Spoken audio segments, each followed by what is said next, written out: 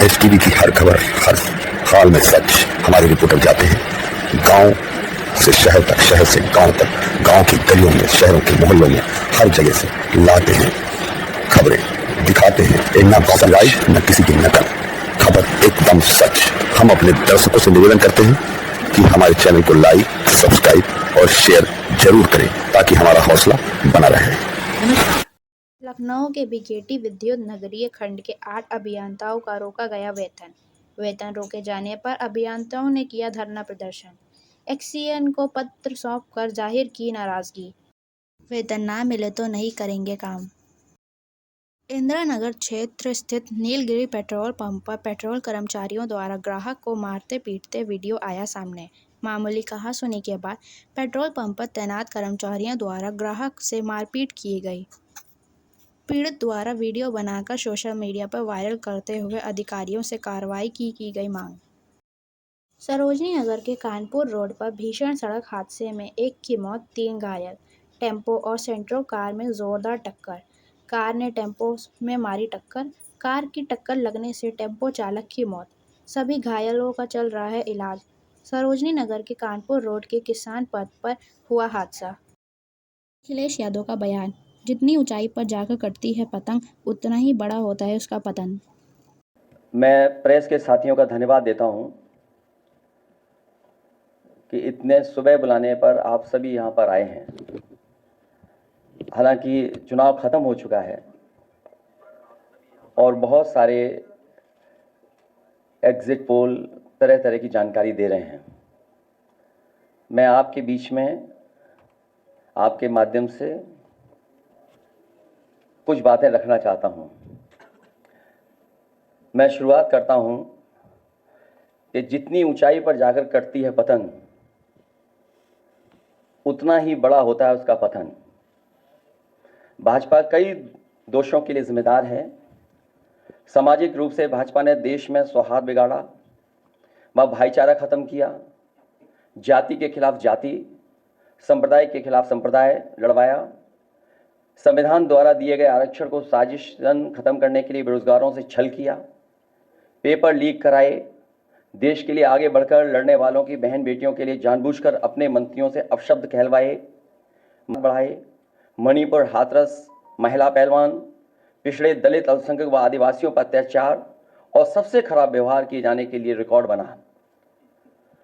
आर्थिक रूप से इलेक्टोरल बॉन्ड का ऐतिहासिक भ्रष्टाचार किया। इलेक्टोरल बॉन्ड के माध्यम से पैसा कमाने के लिए मुनाफाखोरी को बढ़ावा दिया, जिसने महंगाई को बढ़ाया। अपने फायदे के लिए भाजपा ने जनता पर बेताशा महंगाई थोप दी, नोटबंदी से व्यापार का चौपट कर दिया, भ्रष्ट जीएसटी से छोटे दुकानदार तक को मंदी का शिकार बना दिया, किसानों की जमीन हड़पनी चाहिए, काले कानून लाने चाहे, खाद की बोरी की चोरी की, लाभकारी मूल्य नहीं दिया, 35 सालों की सबसे बड़ी बेरोजगारी में देश को धकेला, महंगाई से गरीब को और गरीब बना दिया, अमीरों के अरबों के लोन माफ किए लेकिन किसानों के ऋण के लिए आत्महत्या के लिए मजबूर किया, ब्याज की दरें घटाकर मध्यम वर्ग की बचत को बेकार कर दिया, बैंकों में तरह तरह के चार्ज और पेनल्टी से लोगों के खाते दीमक की तरह अंदर ही अंदर खा गए, बैंक लॉकरों के नाम पर जिम्मेदारी से पल्ला झाड़ लिया, नैतिक रूप से चंदे तक का पैसा खा गए, केयर फंड के नाम के आगे पीएम के नाम का इस्तेमाल करके बाद में हिसाब देने से मना कर दिया, अपराधियों को शामिल करने, उनके कृत्यों पर पर्दा डालना, जैसे मणिपुर में अपने संगी साथियों द्वारा बेटी के साथ मानवीय व्यवहार में, बीएचयू छात्र अभद्रता कांड में, खीरी किसान हत्याकांड में, हाथरस की बेटी के बलात्कार हत्या व कानपुर देहात कांड में जहां मां बेटी को झोपड़ी में जिंदा जलाकर मार डाला, ऐसे अनगिनत उदाहरण हैं। शारीरिक रूप से देखें तो भाजपा लोगों के शरीर स्वास्थ्य से भी खिलवाड़ किया, उसके भी दोषी हैं।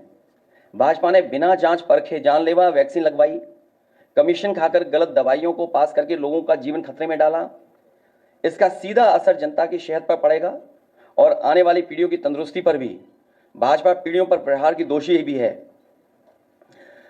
मनोवैज्ञानिक रूप से लोगों के दिल और दिमाग में जानलेवा वैक्सीन लगवाने के बाद बीमार होने पर डर बैठा दिया, महिलाओं के अंदर असुरक्षा का भाव घर कर गया, युवा अनएम्प्लॉयमेंट या अंडर एम्प्लॉयमेंट से डिप्रेशन का शिकार हुआ, राजनीतिक रूप से चंडीगढ़ के मेयर चुनाव में कैमरे के सामने धांधली की, चुनी हुई सरकारें गिराई, खरीद फरोख्त का नकारात्मक सियासत को जायज़ ठहराया, पारिवारिक रूप से राजनीतिक फायदे के लिए परिवारों को लड़वा दिया, भाई के खिलाफ भाई को, मानसिक रूप से भाजपा ने अपने ही समर्थकों को हिंसक बनाया, मॉब लिंचिंग को मानसिक रूप से सही ठहराने की साजिश की, आपराधिक रूप से ऐसे लोगों को मंत्री पद दिया और बनाए भी रखा जिन्होंने किसानों की हत्या की, जो महिलाओं पर अत्याचार शोषण के दोषी हैं। न्यायालय तक में अपने लोग पिछले दरवाजे से सेट किए, न्यायाधीशों से खुलकर एक विचारधारा विशेष के लिए बयान दिलवाए, न्यायाधीशों को राजनीतिक पदों पर लालच देकर कानून तक को अपनी भ्रष्ट सोच से यही काम यूनिवर्सिटी, कॉलेज, स्कूलों में किया, नौकरशाही में लेटरल एंट्री के बहाने यही धांधली की, योजना आयोग खत्म किया, ED, CBI, IT, income tax को सरकार बनाने, बचाने और चलाने के लिए इस्तेमाल किया, झूठे आंकड़ों से देश और दुनिया को छला, जिससे अंतर्राष्ट्रीय स्तर पर भारत को विकासशील देशों की भाजपा ने इन्हीं सब कारणों से देशवासियों की जिंदगी को खतरे में डाल दी। भाजपा का झूठा राष्ट्रवाद चीन की घुसपैठ से रजांगला मेमोरियल जैसे शहीदों के बलिदान का स्मारक तक नहीं बचा पाए। भाजपा की भ्रष्ट नीतियां बीते कल के लिए नहीं बल्कि भविष्य में